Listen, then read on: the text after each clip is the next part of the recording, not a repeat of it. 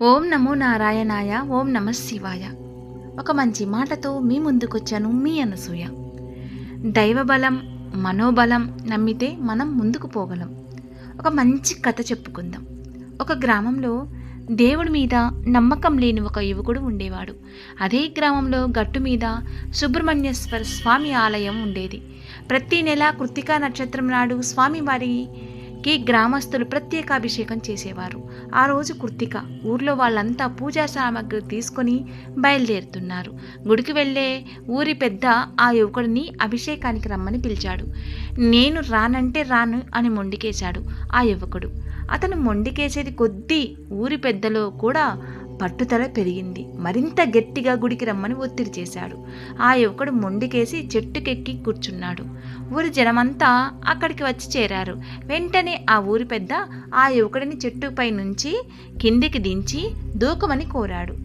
ఇంత ఎత్తు నుంచి దూకితే దెబ్బలు తగులుతాయి కాబట్టి నేను దూకను అని మొరాయించాడు ఆ యువకుడు.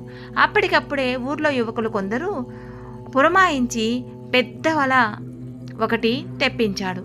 ఊరి పెద్ద 10 మంది వల పట్టుకొని ఆ యువకుడిని దూకమన్నాడు. అతను మరో ఆలోచన లేకుండా చెట్టుపై నుంచి దూకాడు. ఏ గాయము కాలేదు.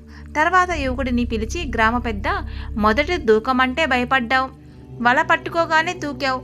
ఆ వల లాంటిది దైవం మీద నమ్మకం. మానవ మాతృలమైన మనం జీవన సమరంలో ఎన్నో ఆటుపోట్లు గురవుతుంటాం. ఎన్ని నష్టాలొచ్చినా ఆ దేవుడు మనల్ని కాపాడుతాడని నమ్మితే మనం ముందుకు పోగలం. సమస్యలను సులభంగా పరిష్కరించుకోగలం. లేకుంటే సమస్యల దగ్గరే ఆగిపోతామని వివరించాడు.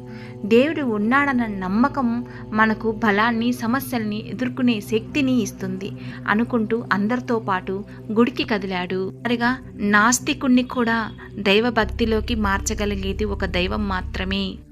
సర్వేజన సుఖినో